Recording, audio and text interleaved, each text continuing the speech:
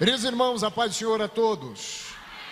Graças a Deus que nos dá a vitória por nosso Senhor e Salvador Jesus Cristo e pela oportunidade que temos de uma vez mais regressar a esta casa de oração.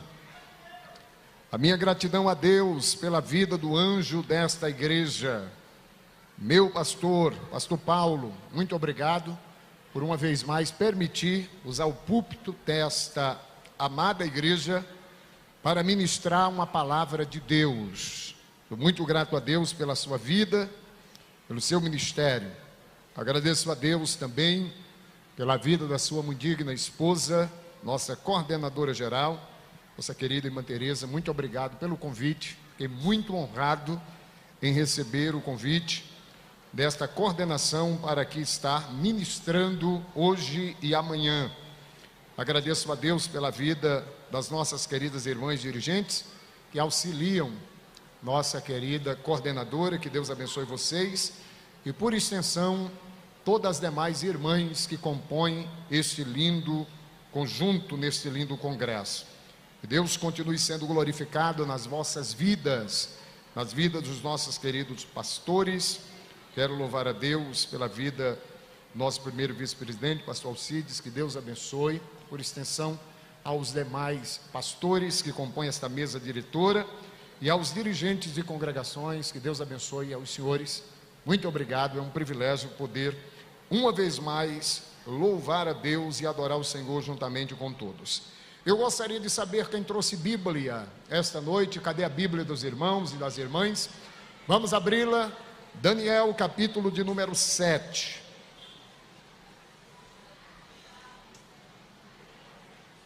Versículo de número 10, que é o tema deste grande congresso. Daniel, capítulo de número 7, versículo de número 10. Louvo a Deus também pela vida do presbítero Paulinho, que tem nos auxiliado, quem nos buscou ali no aeroporto, quem está fazendo todo o translado. Que Deus abençoe pastor Paulinho, que dirige uma das nossas congregações aqui. Que Deus continue sendo glorificado. Capítulo de número 7, versículo de número 10. Quem encontrou diz amém. O versículo 9 diz: e eu continuei olhando, até que foram postos uns tronos, e um ancião de dias se assentou, e sua veste era branca como a neve, e o cabelo da sua cabeça como uma lã, a limpa lã, e o seu trono chamas de fogo, e as rodas dele fogo ardente. Um rio de fogo manava e saía de diante dele. Milhares de milhares o serviam, e milhões de milhões estavam diante dele. Assentou-se o juízo e abriram-se os livros. Quem diz amém?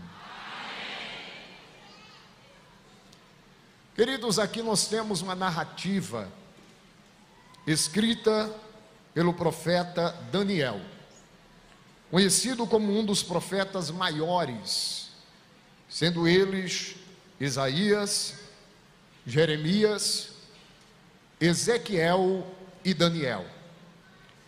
O nome Daniel no hebraico significa Jeová é o meu juiz. Ele escreve este livro estando cativo na Babilônia. A história de Israel, vocês sabem que é cheio de altos e baixos. Desde o momento em que Deus chama a Abrão, no Gênesis 12, verso 1, ele diz: sai da tua terra, da tua parentela, da casa de teu pai, para a terra que eu te mostrarei. Deus estabelece 7 promessas a Abrão: far-te-ei uma grande nação, abençoar-te-ei, engrandecerei o teu nome, tu serás uma bênção, abençoarei os que te abençoarem, e amaldiçoarei os que te amaldiçoarem, e em ti serão benditas todas as famílias da terra. Abraão, ele sai e inicia a nação de Israel. Capítulo 21 do Gênesis, verso 1 a 3, Deus lhe dá um filho por nome Isaque. O capítulo 25 do Gênesis, versículos 25 e o 26, Deus dá a Isaque 2 filhos. O primeiro, Esaú, o segundo, Jacó. Capítulo 32 do livro do Gênesis, versículos 28 e o 29, Deus muda o nome de Jacó para Israel. O primeiro livro das Crônicas, capítulo de número 2, dos versículos 1 a 4, Deus dá para Israel 12 filhos: Rúben, Simeão, Levi, Judá, Issacar, Zebulon, Dan, José, Benjamim, Naphtali, Gad e Aser. Entre esses 12 filhos, um deles é vendido para o Egito. Vocês conhecem o texto. José é o seu nome. Vai para a casa de Potifar, conforme o capítulo 39 do Gênesis. Deus o faz governador, conforme o capítulo 41, verso de número 39 ao 46 do Gênesis.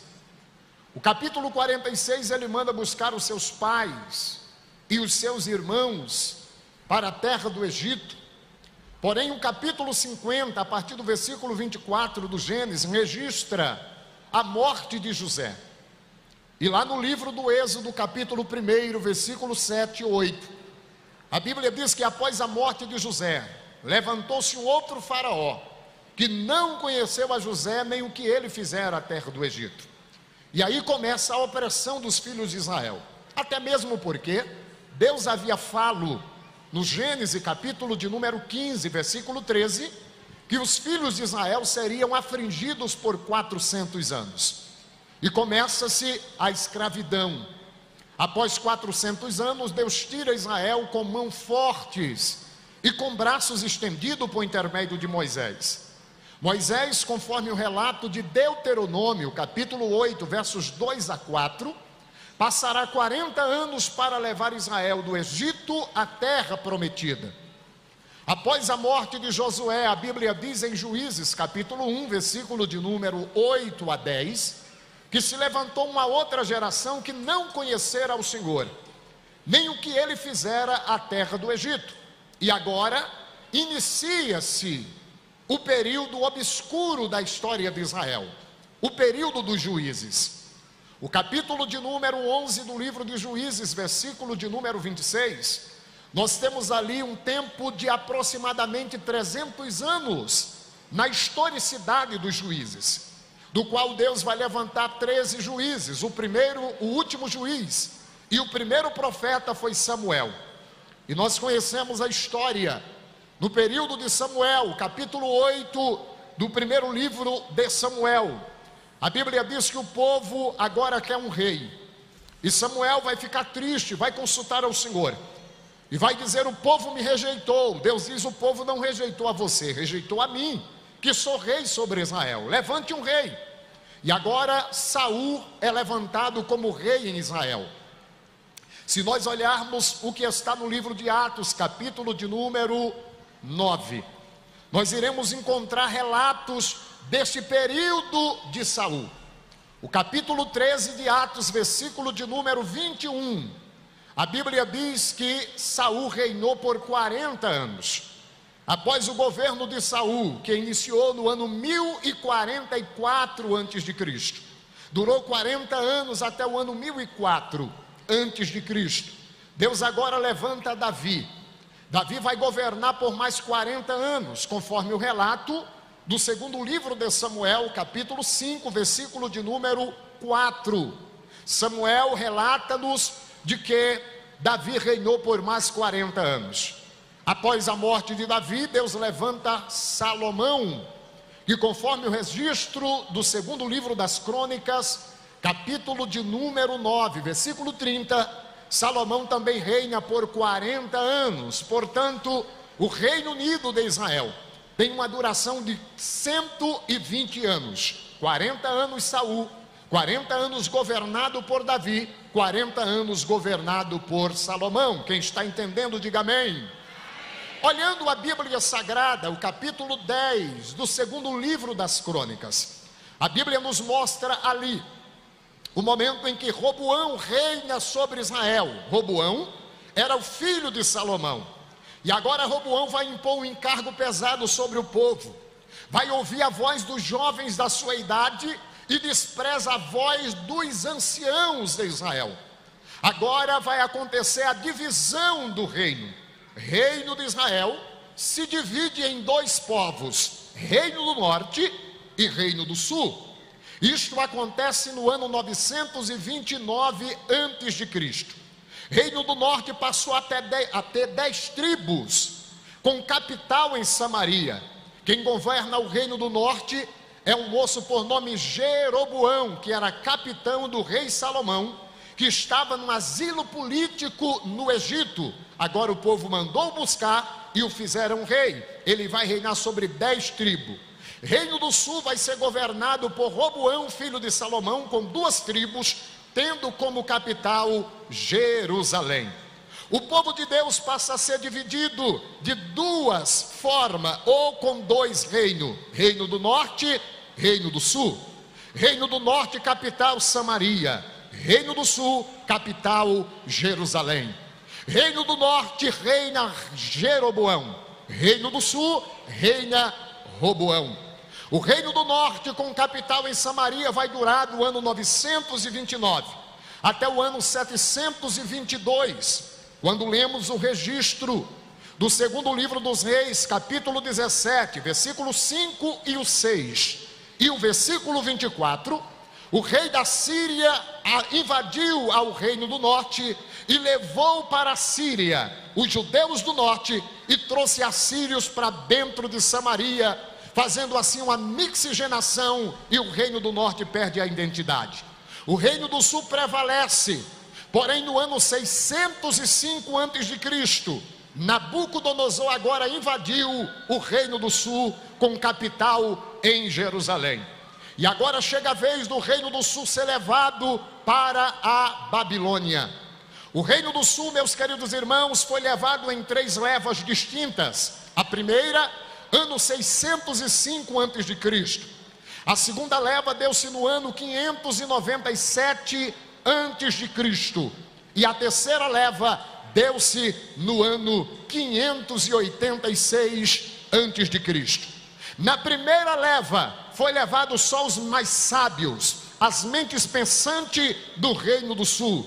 Na segunda leva foi levado os profissionais, e dentre eles vai o profeta Ezequiel, no ano 597. Já no ano 586 é destruído o templo de Salomão, é queimado a cidade de Jerusalém e é levado mais 10.000 cativos para a Babilônia. O registro da primeira leva está no capítulo 24 do segundo livro dos Reis, dos versículos de número 1 ao versículo de número 18. A segunda leva, que se deu no ano 597, está registrado no segundo livro dos Reis, capítulo 24, dos versos 19 ao capítulo 25. E a terceira leva de Israel, de Jerusalém, está registrado em Jeremias, capítulo 52, dos versos de número 9 ao verso de número 30. Por que é interessante nós conhecermos introdutoriamente esta história?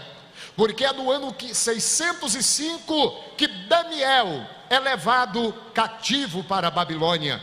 Quando o rei da Babilônia invadiu a Jerusalém, ele dá uma ordem ao chefe dos seus eunucos. Capítulo de número 1 do livro de Daniel.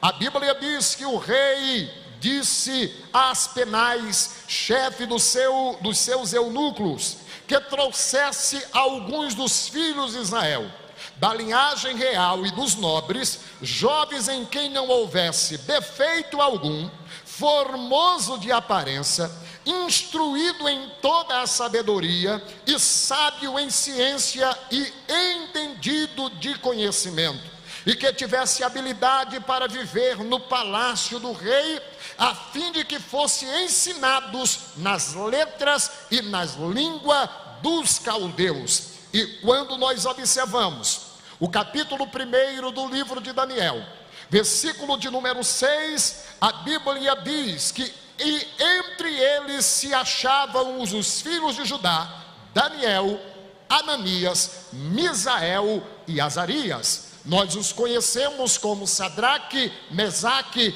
e Abidnego e Beltesazar. Portanto, esses nomes são nomes babilônicos. Os nomes originários deles eram Daniel, Misael, Ananias e Azarias. Esses moços foram levados para dentro do palácio. Eles passaram a comer do manjar que o rei oferecia. Eles tinham liberdade de beber do vinho que passava na mesa do rei. Mas eu acho lindo o capítulo 1 de Daniel, versículo de número 8, quando a Bíblia diz: e Daniel assentou no seu coração não se contaminar com a porção do manjar do rei, nem com o vinho que ele bebia, porquanto pediu ao chefe dos eunucos que lhe desse, que lhe concedesse não se contaminar. Daniel pede para comer legumes. Daniel rejeita os manjares do rei juntamente com seus companheiros, porque Daniel estava na Babilônia, mas o seu coração estava voltado aos preceitos do Senhor. Daniel estava na Babilônia, mas a sua mente estava voltada para Jerusalém. Daniel estava na Babilônia, mas colocou no coração: tiraram de mim a minha casa, tiraram de mim os parentes, tiraram de mim o desejo e o privilégio de estar no templo em Jerusalém, mas não vão tirar a minha identidade, não vão tirar a minha comunhão, não vão tirar a minha pureza, porque eu sei que há um Deus justo, que é juiz e que há de julgar o mundo, e eu preciso me manter fiel, mesmo estando na Babilônia. Daniel se mantém fiel, e por conta disto a Bíblia vai destacar e mostrar algumas características de Daniel. Quando nós olhamos para o capítulo 1, versículo de número 17, nós encontramos a primeira característica de Daniel, que era um jovem entendido nas visões de Deus. Capítulo de número 1, versículo de número 17, o texto nos destaca dizendo: ora, a esses 4 jovens Deus deu conhecimento e inteligência em todas as letras e sabedoria, mas a Daniel deu entendimento em toda a visão e sonho. Deus lhe deu entendimento em todas as visões e sonho, porque quem faz a diferença vive a diferença. Quem se propõe fazer algo que ninguém nunca fez, viverá algo que ninguém jamais viveu. Deus deu para Daniel entendimento nos sonhos e visões. Porém, se nós olharmos capítulo de número 1, versículo de número 18, acontece uma segunda coisa com Daniel. Ele foi um jovem sábio em todas as áreas. Olha o que diz o texto: ao fim dos dias em que o rei tinha dito que trouxesse o chefe dos eunucos, trouxeram diante de Nabucodonosor, e o rei falou com eles, e entre todos eles não foram achados outros tais como Daniel, Ananias, Misael e Azarias. Por isso permaneceram diante do rei, e em toda a matéria de sabedoria e de inteligência sobre que o rei lhes fez perguntas, os achou 10 vezes mais douto do que todos os magos e os astrólogos que havia em todo o reino. Daniel esteve até o primeiro ano do rei Sírio. Por quê? Porque Daniel não se contaminou com o manjar do rei. E se existia pessoa sábio na Babilônia, Daniel foi 10 vezes mais sábio do que todos eles. Louvado seja o nome do Senhor. Porém, o capítulo 2, versículo 17 em diante, nos mostra uma terceira característica de Daniel. Daniel era um homem de oração. Veja comigo, quando o rei sonha um sonho e ninguém consegue interpretar, agora o rei quer matar todos os sábios, mas Daniel pediu ao rei um tempo e disse: eu vou orar, e orando Deus dará a visão e a resposta ao sonho ao rei. E a Bíblia diz: então Daniel foi para a sua casa e fez saber o caso a Ananias, Misael e Azarias, seus companheiros, para que pedissem misericórdia a Deus dos céus sobre este segredo, e a fim de que Daniel e os seus companheiros não perecessem com o resto dos sábios da Babilônia. Então foi revelado o segredo a Daniel, oh glória, numa visão de noite. Daniel louvou ao Deus dos céus. Falou Daniel e disse: bendito seja o nome do Deus para todo sempre, porque dele é a sabedoria e a força. Ele muda os tempos e as horas. Ele remove os reis e estabelece os reis. Ele dá sabedoria aos sábios e ciência aos inteligentes. Ele revela o profundo e com ele profundo e escondido, e conhece o que está em trevas, e com ele mora a luz.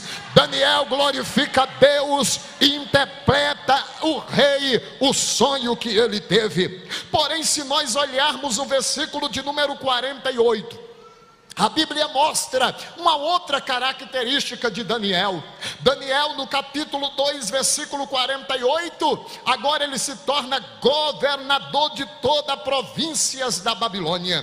A Bíblia diz: então o rei engrandeceu a Daniel e lhe deu muitos e grandes presentes, e o pôs por governador de toda a província da Babilônia, como também por principal governador de todos os sábios da Babilônia. Então ele não era só governador da Babilônia, mas ele era príncipe, era o comandante dos sábios. Se tivesse alguém sábio na Babilônia, tinha que pedir conselhos para Daniel, porque quando Deus quer fazer, Deus faz. Quando Deus quer levantar pastor Wellington Macário, Deus levanta. Quando Deus quer estabelecer, Deus estabelece, porque ele é tudo em todos. Ele é a causa causadora, não causável. Quem entende isso e pode levantar a mão e dar glória para Jesus.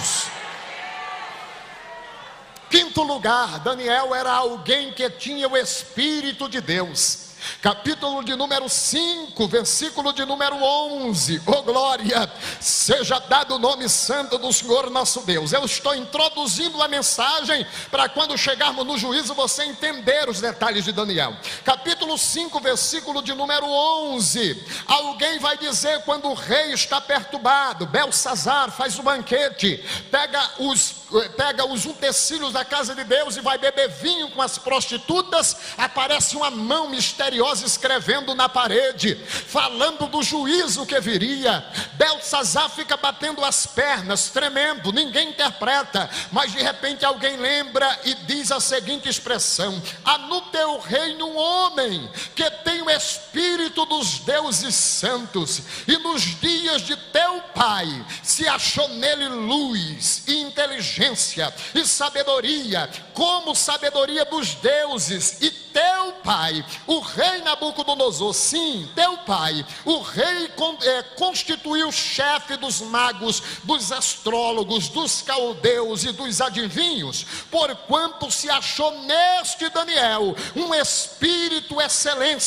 de excelência e ciência e entendimento e interpretando sonhos e explicando enigmas e resolvendo dúvidas, ao qual o rei pôs o nome de Beltesazar. Chama-se, pois, agora Daniel, e ele dará a interpretação. Você sabe o que quer dizer isso?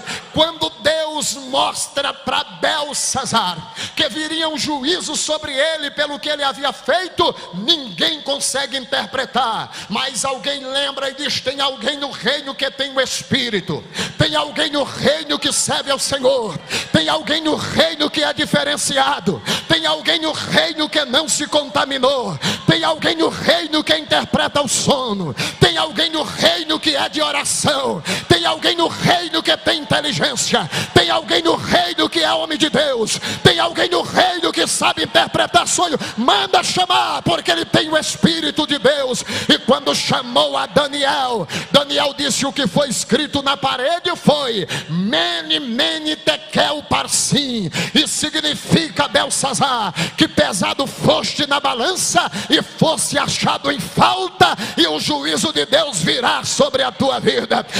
Eu louvo a Deus, porque Deus sempre teve, sempre tem e sempre terá os seus remanescentes. Sempre haverá alguém que ora, sempre haverá alguém que estuda, sempre haverá alguém que tem conhecimento de Deus, sempre haverá alguém para resolver problemas insolúveis, porque Deus levanta, mantém e preserva os seus remanescentes. E esta noite eu sei que prego para remanescentes fiéis, que sabe que quando Deus fala, está falado, que quando Deus determina, está determinado, e quando Deus diz, está dito. Quem concorda com esta verdade, levante a mão e diga glórias ao seu nome.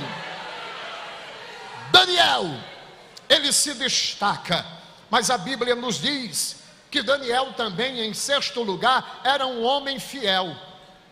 Capítulo de número 6, alguém está tentando uma acusação, tentando ver se pegava Daniel em algum erro para acusar Daniel, porque ninguém entendia o porquê na luta Daniel continuava crente, cantora. A prova vinha, Daniel continuava dando glória. As tempestades vinham, Daniel orava bem cedo, meio-dia e de noite, com a porta aberta para Jerusalém.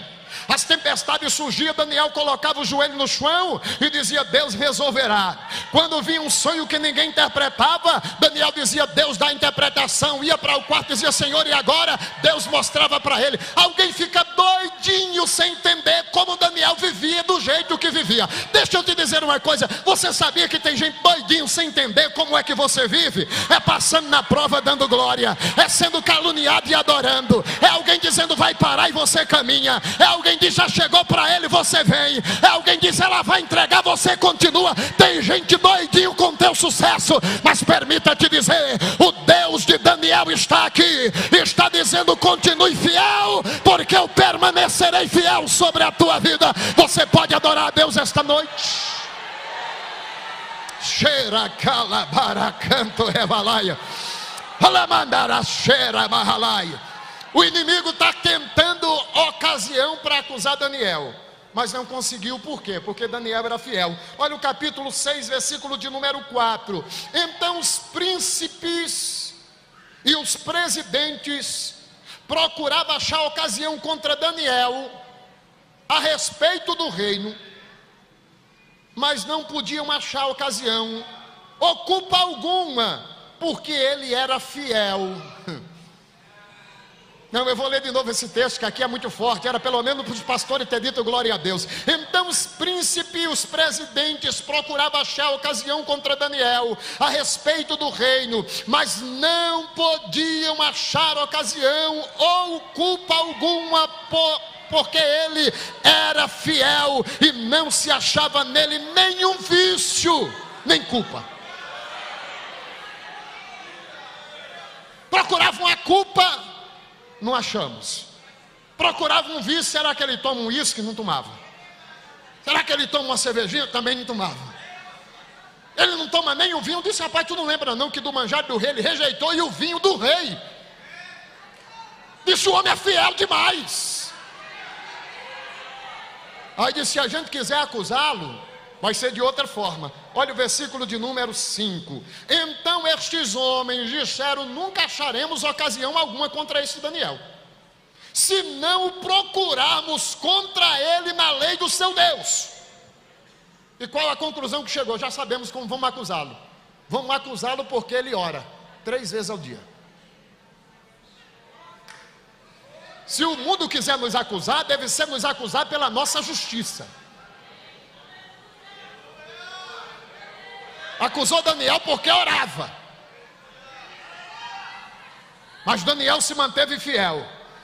3 vezes ao dia ele abria a janela, disse: não ore mais, agora tem que adorar o rei. Ele disse: não, eu vou continuar abrindo a porta para o lado de Jerusalém, e eu vou continuar orando bem cedo, meio-dia e de noite. Tem alguém preocupado: mas por que ela vai tanta para a igreja? Por que tanto ensaio? Por que tanta coisa? Por que ir tanto para esta igreja? Permaneça fiel, é bem cedo, é meio-dia e de noite. Quando não der para vir para a igreja, ora em casa. Quando não der para vir, canta em casa. Canta lavando louça, canta lavando roupa, porque o inferno está doidinho, mas não vai conseguir nos acusar, porque Deus nos levantou para viver uma vida de fidelidade perante Ele.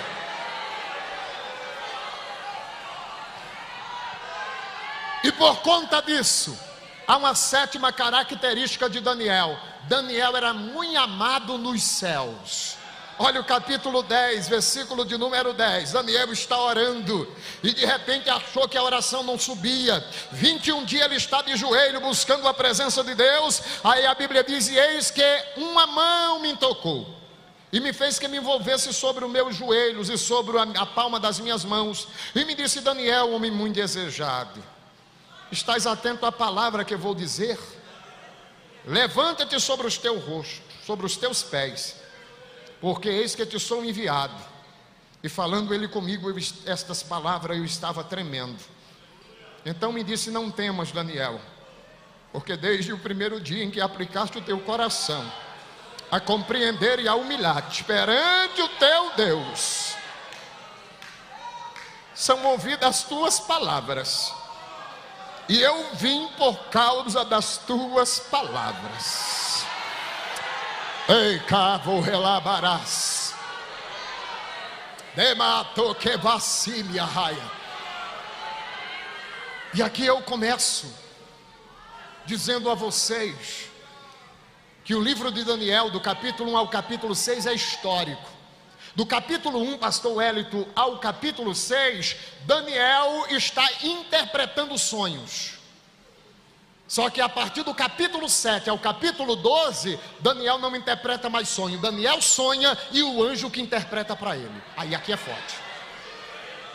Porque do capítulo 1 ao 6, Daniel está interpretando o sonho do rei, se mantendo fiel. E para quem se mantém fiel, chega uma hora que Deus começa a dar sonho, e o próprio anjo é quem desce para fazer Daniel entender os sonhos.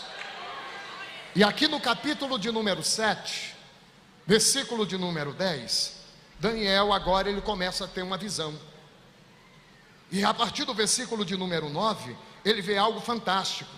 Ele diz: eu continuei olhando, até que foram postos uns tronos, e um ancião de dias se assentou e a sua veste era branca como uma neve, e o cabelo branco, os cabelos da sua cabeça era branco, como uma limpa lã, e o seu trono chamas de fogo, e as rodas dele fogo ardente. Ele diz: um rio de fogo manava e saía de diante dele. Milhares e milhares o serviam, e milhões de milhões estavam diante dele, assentado, e assentou-se o juízo, e abriu-se os livros. Daniel começa agora a ter uma visão do juízo final. Começa a ser antecipado para Daniel algo que vai acontecer depois do milênio. E aqui eu entro conversando com vocês sobre este tema, juízo final. E nós estaremos, com a bondade de Deus, dando uma palhinha hoje, e amanhã continuaremos, porque amanhã à noite estarei falando e nós voltaremos ao tema. Uma vez que entendemos o pano de fundo histórico de Daniel, vamos voltar agora para o tema, o juízo final. Até mesmo porque o capítulo de número 12 Versículo de número 1, Daniel, ele tem uma visão. E lá no versículo de número 2, ele fala desse juízo final. E ele diz: e muitos dos que dormem no pó da terra ressuscitarão, uns para a vida eterna, isso acontecerá no arrebatamento, e outros para vergonha e desprezo eterno. Isso aqui é juízo final. Se nós olharmos o que está em João, capítulo de número 5, nós temos também a descrição de como se dará o juízo final. Capítulo de número 5 do Evangelho escrito por João, versículo de número 29, a Bíblia assim descreve: os que fizerem o bem sairão para a ressurreição da vida, isso acontecerá no arrebatamento, e os que fizerem o mal para a ressurreição da condenação, isso acontecerá no juízo final. Quando nós observamos a Bíblia Sagrada, Atos dos Apóstolos, capítulo de número 10, versículo de número 42, a Bíblia diz: e nos mandou pregar e testificar ao povo que ele por Deus foi constituído juiz dos vivos e dos mortos, dos vivos e dos mortos. Haverá um julgamento para a igreja no tribunal, mas haverá um juízo e um julgamento no juízo final para os ímpios. Tribunal, a igreja participará para receber galardão. Juízo final, trono branco, quem participará é os ímpios para serem condenados e lançados no lago de fogo. Porém, a Bíblia nos traz a informação, capítulo de número 4 da segunda carta de Paulo a Timóteo,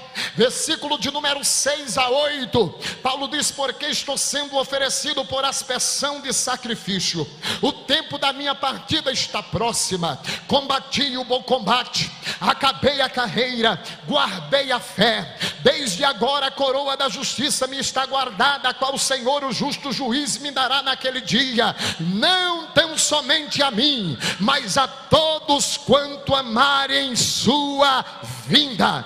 Percebam que Paulo fala que o justo juiz lhe dará recompensa. Quando? Diante do tribunal. E nós iremos aprender a diferença do tribunal para o trono branco de Apocalipse capítulo 20, versículo 11. O trono branco é para os ímpios, o tribunal é para a igreja.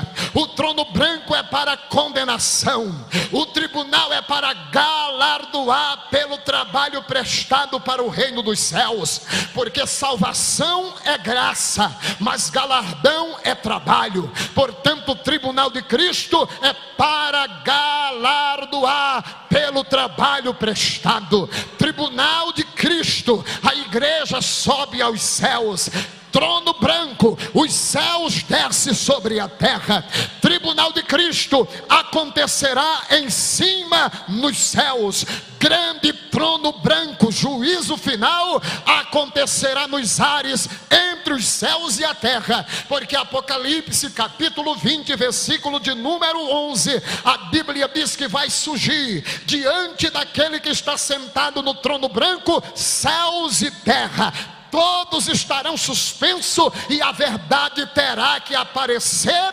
Os ímpios serão julgados e sentenciados e lançados no lago de fogo. Mas a igreja já está gozando com Cristo, ao lado de Cristo, vivenciando a vida com Cristo, e entrará para a eternidade com Cristo. Quem tem esta certeza e convicção, levante a mão e diga: glória seja dado ao seu nome. Mas a pergunta que devemos fazer para entendermos o juízo final é: quando acontecerá o juízo final?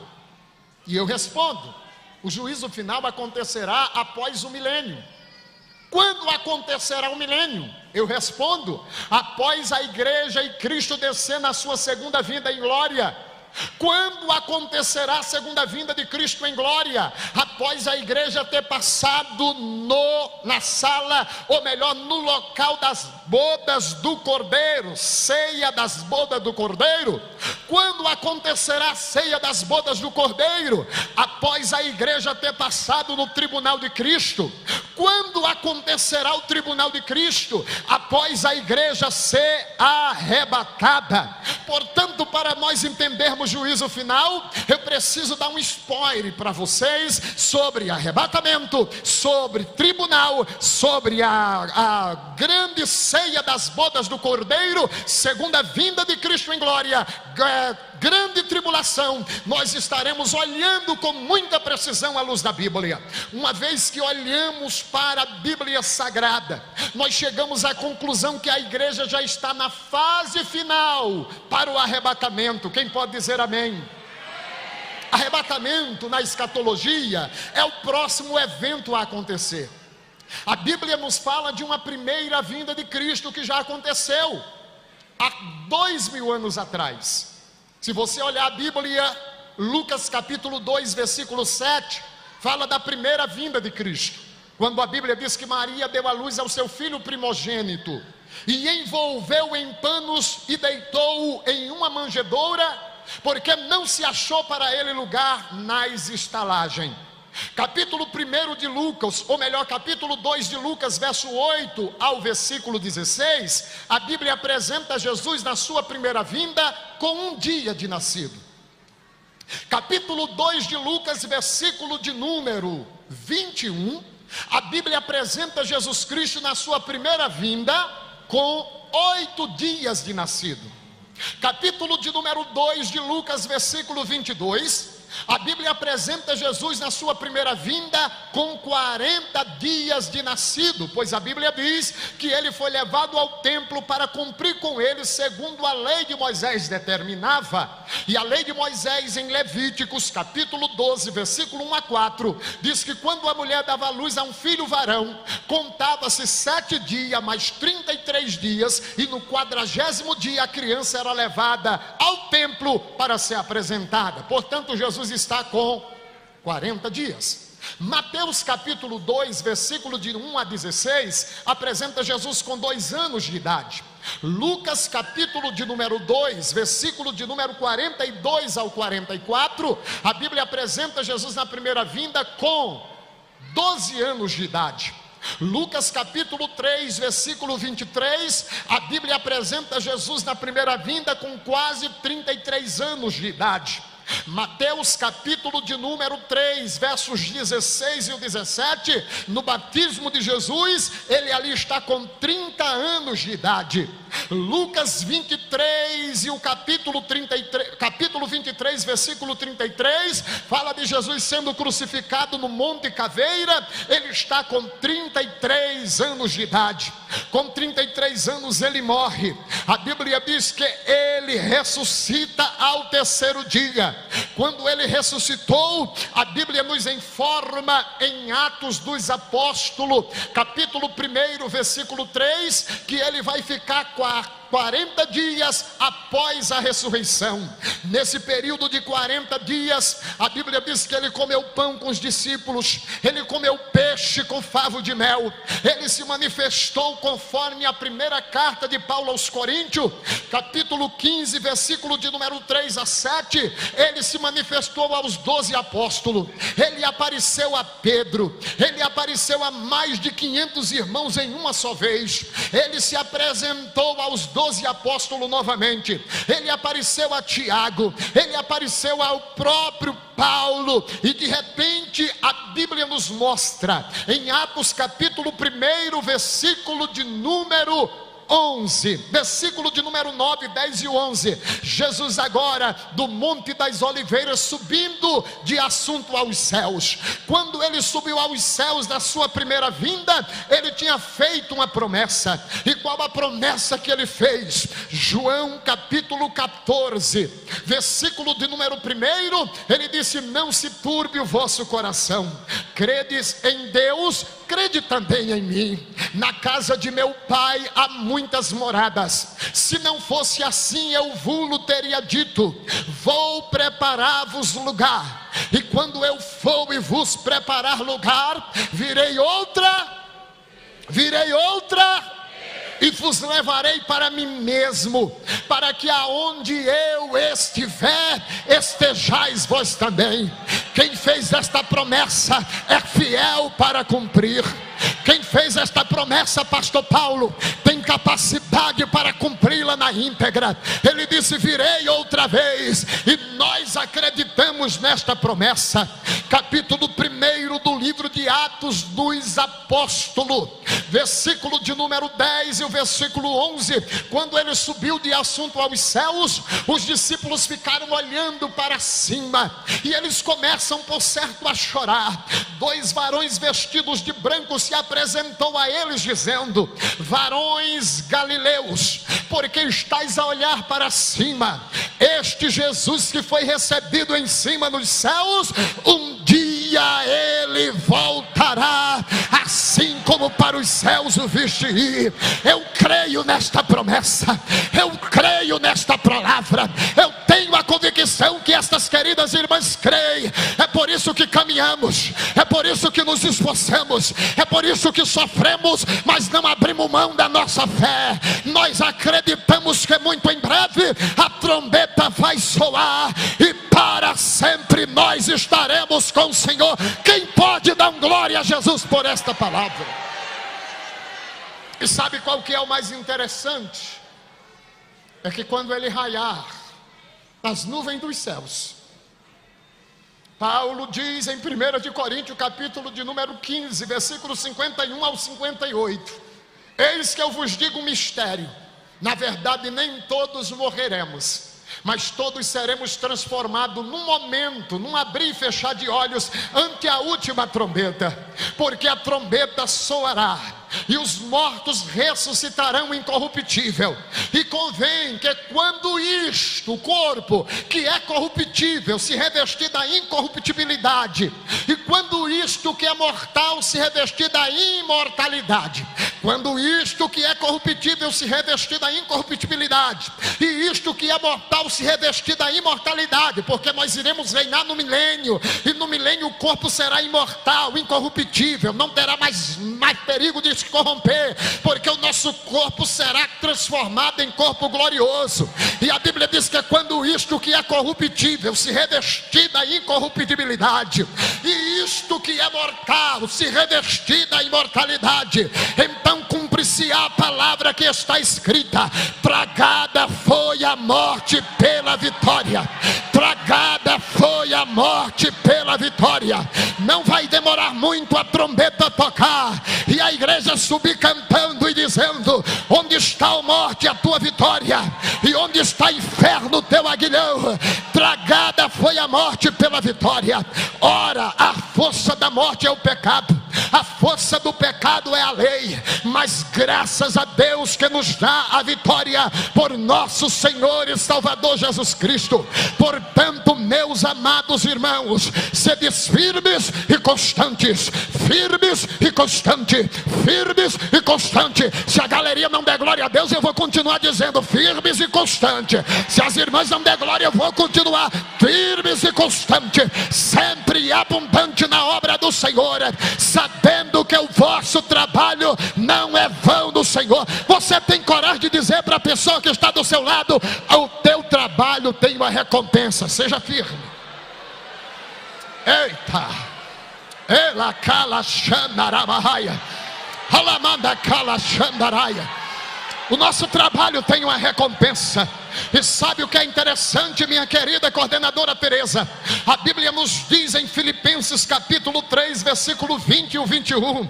A Bíblia diz que a nossa cidade está nos céus, de onde também aguardamos Salvador, o Senhor Jesus Cristo. E sabe o que é que diz o verso 21, pastor Gilberto? O qual transformará o nosso corpo abatido a ter um corpo semelhante, igual ao dele. E como ele Ele é, nós seremos. Primeira epístola de João, capítulo 3, versículo de número 2, ele diz: amados, ainda não é manifesto aquilo que havemos de ser, mas quando ele se manifestar, arrebatamento, nós seremos semelhante a ele, e assim como ele é, nós veremos, e como ele é, nós o seremos. Isso aqui é glorioso, isso vale a pena, porque hoje, para mim sobreviver, eu preciso tomar algumas insulinas por dia. O pastor Paulo também precisa de insulina, mas dias virão que não precisaremos de insulina. Diabetes não vai prevalecer, dor nas costas não vai prevalecer, mal circulação não vai prevalecer. A igreja subirá em corpo glorioso cantando: onde está a morte, a tua vitória? Onde está o inferno, o teu aguilhão? Tragada foi a morte pela vitória. Quem crê nesta palavra? Será que as dirigentes creem? Será que os obreiros pastores aqui creem? Será que a igreja aqui crê neste negócio? Será que a galeria crê? Está breve a acontecer o arrebatamento.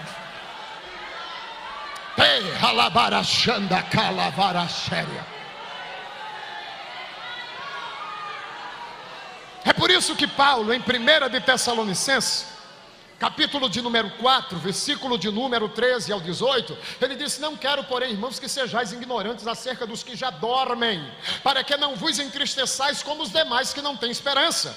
Porque se crermos que Cristo morreu e que Deus o ressuscitou, assim também tornará ele a trazer aqueles que agora em Cristo dormem.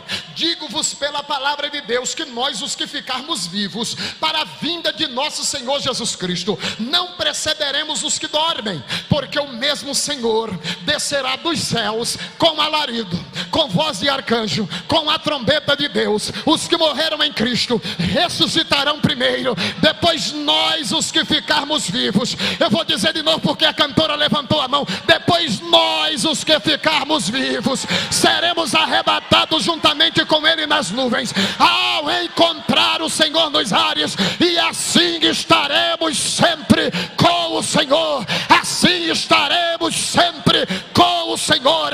Consolai-vos uns aos outros com estas palavras. Oh louvado, oh engrandecido, oh magnificado seja o nome do Senhor. Arrebatamento é real.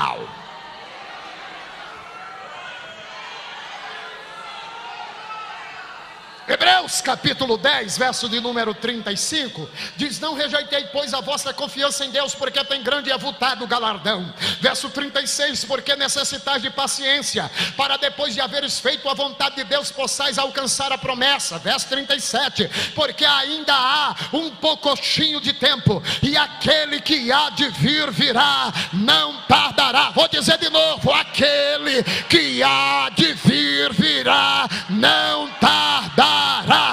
Capítulo de número 3 da segunda epístola de Pedro, versículo 8 e o 9, ele diz: amados, não ignoreis uma coisa: um dia para o Senhor é como 1000 anos, e 1000 anos como um dia. O Senhor não retarda a sua promessa, mesmo que muitos a tenha por tardia, mas é longânimo, não querendo que muitos se percam, mas que todos venham a arrepender-se. Primeira epístola de João, capítulo 2, versículo 18, João diz: filhinhos, é já a última hora. Capítulo 1 de Apocalipse, versículo 3, a Bíblia diz: o tempo está próximo. Capítulo 3 de Apocalipse, versículo 11, ele disse: eis que venho sem demora, guarda o que tens, para que ninguém tome a tua coroa. Capítulo de número 22, versículo 7 de Apocalipse, a Bíblia diz: eis que presto venho. Capítulo 22 de Apocalipse, versículo 12, ele disse: eis que cedo venho, e o meu galardão está comigo, para dar a cada um segundo as suas obras. Capítulo 22 de Apocalipse, versículo 20, a Bíblia diz: aquele que testifica estas coisas diz: certamente, certamente, certamente, cedo veio. E João fecha dizendo amém, Maranata, que quer dizer: ora vem, Senhor Jesus. Será que nós podemos levantar a nossa mão direita aos céus e gritar Maranata, Maranata, Maranata? Grite Maranata, Maranata, que quer dizer ora vem Senhor Jesus, ora vem Senhor Jesus. Quem pode dizer ora vem Senhor Jesus? Se Jesus permitir, amanhã nós vamos continuar e vamos chegar lá no juízo final. Amanhã nós falaremos e mostraremos à luz da Bíblia que a igreja não vai passar pela tribulação, nem por grande tribulação. Vamos mostrar a luz da Bíblia, a igreja no tribunal. Vamos mostrar a luz da Bíblia, a igreja nas bodas do Cordeiro, descendo com Cristo na segunda vinda, reinando com Cristo 1000 anos e chegando diante do tribunal, não para ser julgado, mas para julgar as nações e os ímpios, porque o juízo final é Cristo Jesus quem será o juiz, e a igreja estará ao lado do juiz para o juízo final e condenar as nações ímpias. Quem pode dizer glória a Deus por esta palavra? Muito em breve vai sair uma notícia de um povo que desapareceu. Era um povo muito humilde, que aqui muito sofreu. Este povo era. Onde está aquele povo barulhento? Onde está que não se vê nem o irmão? Alguém com voz de lamento vai dizer neste momento: aquele povo para onde?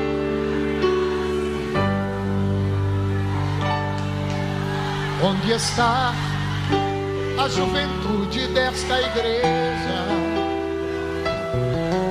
e as irmãs do ciclo que a Deus tanto clamavam, e as crianças que cantavam, elas também foram? Abre a boca e canta. Onde está?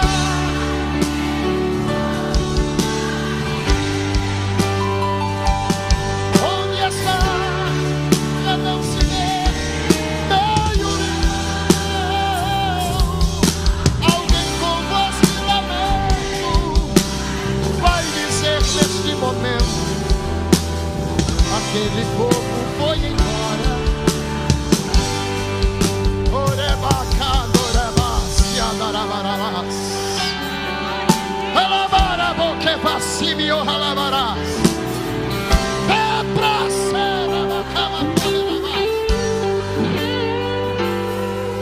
Procurando os irmãos para reconciliação, mas infelizmente ainda há tempo para voltar para Jesus.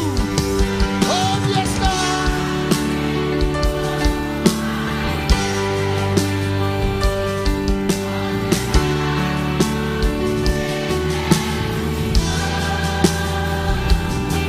Alguém com voz de lamento vai dizer nesse momento: aleluia. Venha nessa noite para Jesus.